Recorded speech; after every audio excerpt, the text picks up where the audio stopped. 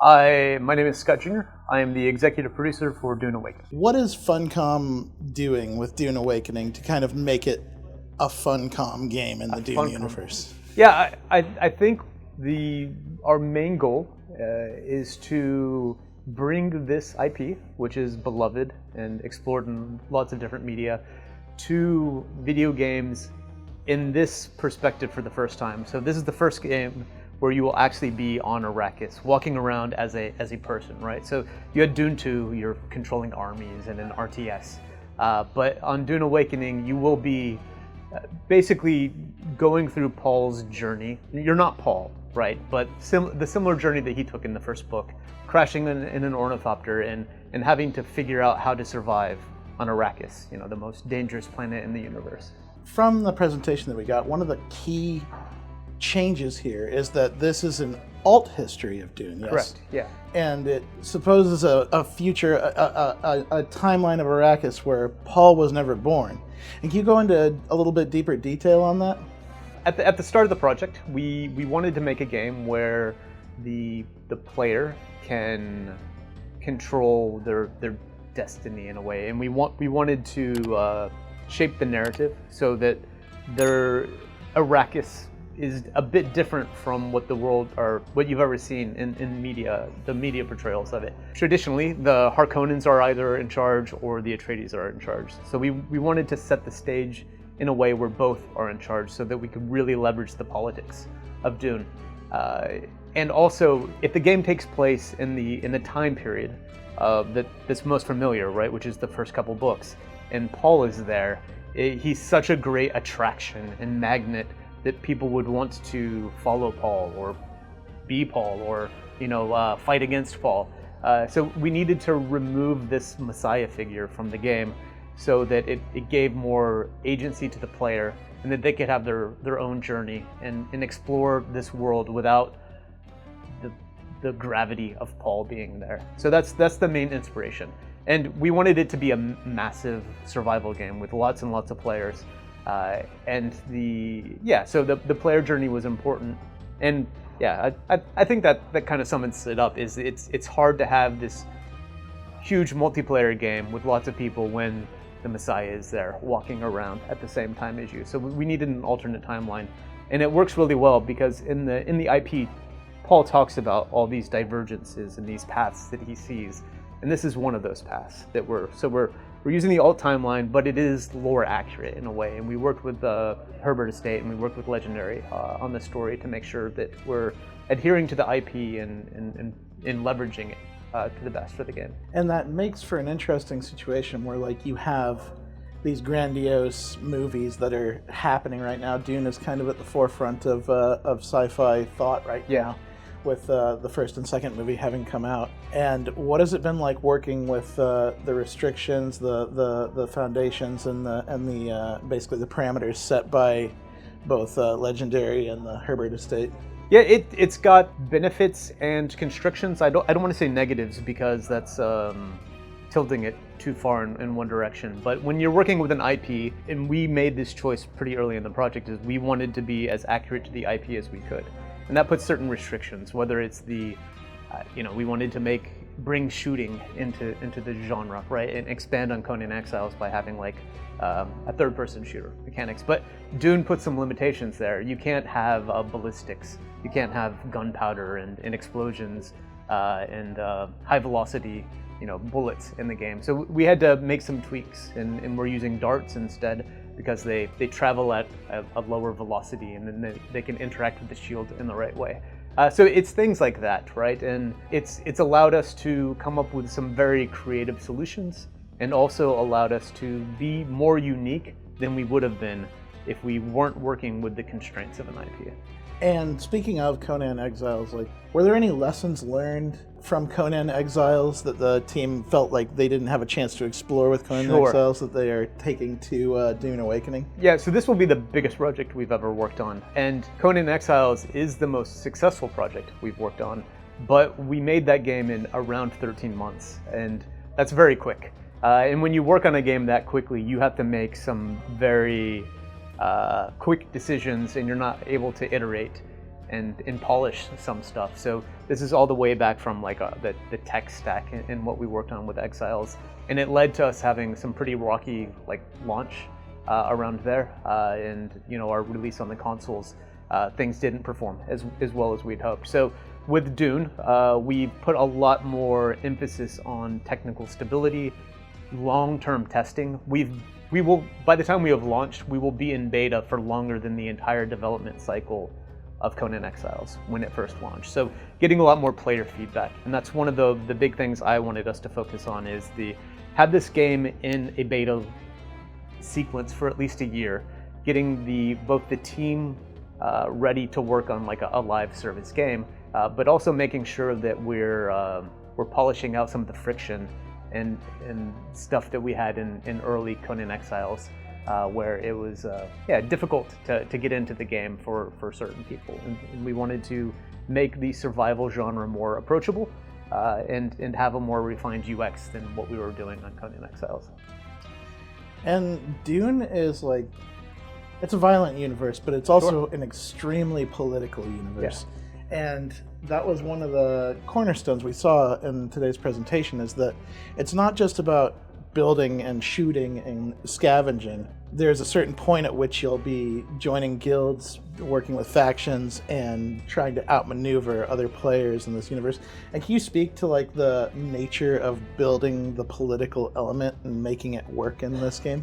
Yeah, so if you look at any game that's had a really successful political endgame, a lot of it is because the developers gave tools to the players, and then the players, based on either like scarcity of resources or the mechanics in the game, lent to like a high tension political endgame. Eve is a great example of that, where it's they made the sandbox, and then the community made the political endgame there. So we wanted to do similar things with Dune. We're not doing what Eve did. We're doing something different here with the Landsrat and the politics system. But fundamentally, you start off, and it is a survival game, and it's a survival multiplayer game. And as you progress through the game, the multiplayer sphere increases, and you'll start going from solo to party to guild.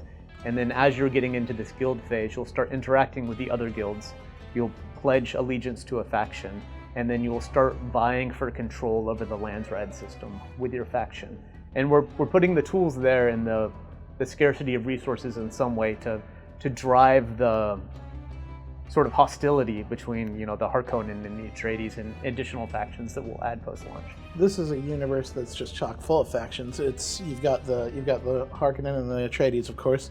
You've got the Imperials, you've got the Fremen, you've got the Smugglers Guild. And how does the team decide, obviously you've got to have Atreides and Harkonnen. Sure, but how does the team decide where do you go after you put those two factions and make sure they're solidified? Yeah, so I think the thing most people would think is that we would have Fremen as the third faction, and that is probably something we would have done if we knew how long the game was going to take to make, and I'll explain that. When we started working on the game, Legendary wanted to unveil their version of the Fremen and Fremen Sieges, and they wanted to have the second movie come out before we released our version of the Fremen, right? So we had to stick to just Atreides and Harkonnen before launch. Unfortunately, we delayed to after the second movie, and by that time we had already settled on the scope of launch, so we couldn't do Fremen. But they will come into the game eventually post-launch. As far as the other factions we choose, a lot of it will be how, the mechanic we want the faction and how it will operate, and then we'll choose the best faction based on the IP there, right? So if we want something to be a bit more about manufacturing, for example, we would go into one of the factions that are more there, or in the tech side of things, Ixian type things. So a lot of it will be finding how the game is running, how the balance between the factions are working, how the Landsrat system is operating, and then getting player feedback, coming up with a design that helps improve the game, and then matching that to one of the lore, the factions in the game, and then using that to sort of flesh things out, so it really Dune inspired and not us pigeonholing something into a Dune faction. And at this point, this IP, this universe has been around for so long, decades. Yeah. We've got the new movies, but you also got the books that started it all. You've got the Westwood games. You've got it's just so much. And like, does Funcom look to those things? Does it study those things and creating its version, or is it just Funcom doing what Funcom does best? No, we're heavily influenced by what's come before us. So most of the story is influenced by the first 6 books. We've drawn on the additional books and other things that have come out, in addition to be like secondary sources within the game. The movies have heavily inspired the visuals in the game, and we've worked really closely with Legendary and have access to the materials and the models that they've used. And we haven't taken things as a one-to-one from them, but we've taken them and then taken our own spin on them, because we want stuff to be familiar to people that have watched the movies or read the books, but we want to have our own take on it, right? And make it work within a video game, just because the medium consumption is different, right? Between like a book and like playing a game. And one of the more interesting aspects of just interactions and combat in this game is that it's not just gunplay. Sure. It's melee is important. Melee is extremely important. Yeah. But just as well, there's also going to be vehicles and, as you mentioned, combined arms. Yeah. What have been the challenges of designing a game that puts all of these elements together into one experience? It's very ambitious to do all of those at the same time, especially in a world where we allow free-form building and user-generated content. People can put down a wall wherever they want or build a building wherever they want.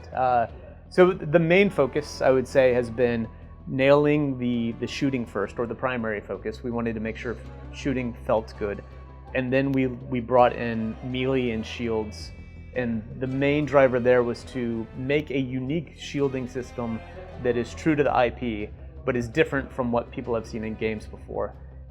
And we've created, whether you call it a rock, paper, scissors, or what, an interplay between ranged, melee, and abilities and vehicles, so that there's no one playstyle that's sufficient for every challenge that the game brings. And especially when you get to PvP, there will be counters, so that you can't just be ranged or you can't just be melee. You need to mix and match between the different weapon types and using the archetypes, which are the classes, to draw different passives and active abilities from. And with the mention of shields, as a fan of this series, I kind of got to know, if you're allowed to say, those who know that when you use a laser on a shield, it has catastrophic results for both parties. Is that going to come into play in this game? So there are references to it, and we talk about why a las gun in a shield won't cause a nuclear explosion. Or an atomic explosion, sorry. That would be interesting from a game mechanic, but probably too impactful to allow. So there are story reasons, and we explain why that interaction doesn't. Kind of just for fun to wrap this up, how far is Funcom away from getting Timothée Chalamet, Zendaya, and Batista to play this game? To play the game, I don't know if efforts on that have started, but we work with Legendary pretty closely and sort of follow suit from them as far as interaction with the actors and whatnot. But nothing I can really talk about right now. What does Funcom want people to see when they sit down for this game and they experience it and they enter this universe that you've built in such a beloved IP? Yeah, I think, and I touched on this at the start when we were talking, it's really the first time you can walk and experience living on Arrakis. And that's what we have set out to make over these 5 years, is a gorgeous looking environment on Arrakis with the weather and surviving on it, right? And going through this journey of living on a hostile Arrakis that wants to kill you, and then going through a journey manipulating the resources in a way where you can survive here and you can thrive. So yeah, going, reading the book for the first time, experiencing Herbert's world, and just being able to walk and experience Arrakis.